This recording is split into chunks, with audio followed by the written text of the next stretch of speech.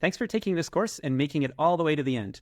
In these last few concluding slides, we want to just briefly remind you what you've done, talk about some conceptual relations to other issues in cognitive science and deep learning, and then conclude with a few open questions. So let's recap what you learned today. You learned about operators and the use of vector symbolic algebras, generating vectors, bundling, binding, and cleanup. You learned how to use VSAs to implement simple analogies, to learn and generalize on the waste and cart selection task, and using error-driven learning in combination with these representations to do so. You learned how to impose an inductive bias and achieve sample efficiency, and how to build and query maps for object locations. So going through all of those components of the tutorial was in the service of introducing neuro-symbolic methods. And one of the things that we find most compelling about these methods is that they combine the advantages of traditional symbol-like processing with neural network-style processing. What we want to talk about on this slide is some of the broader conceptual consequences of being able to leverage these advantages together. We can address the symbol grounding problem because our symbols are vectors, the language that neural networks naturally speak, so we can relate them directly back to sensory inputs through the activities of neural networks. This is important for building AIs that have sophisticated understanding captured by their concepts.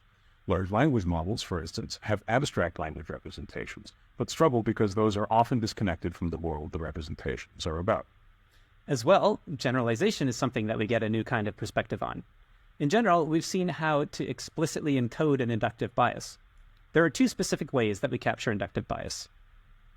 One way we capture an inductive bias is by working with representations that are locally smooth, which is to say points nearby in vector space can have similar meanings, a result we often see in generative models.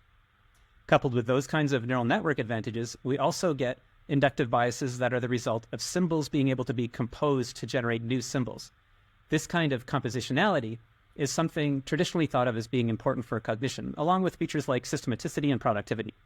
As a result, when we build architectures and models using this approach, we're able to capture these kinds of structure-dependent features of cognition as well. We also wanted to address some frequently asked questions that come up about these representations. For example, what is the relationship to deep learning? Luckily, these representations are all differentiable, and they work well in deep learning frameworks. These are called complementary approaches. Throughout, we've emphasized the importance of continuity, particularly the continuity of space. One might wonder, does that apply to time as well? And the answer is yes. We can import a lot of the same techniques when building networks that are representing information over time. And critically, this contrasts with standard techniques like LSTMs and RNNs, where usually time is discretized in a somewhat arbitrary manner. And what about representing uncertainty or probability? Well, we've done a bit of work towards this end. It turns out that all these continuous representations that we're building have an implicit relationship to uncertainty and probability, and that's one of the directions we're taking this work in next.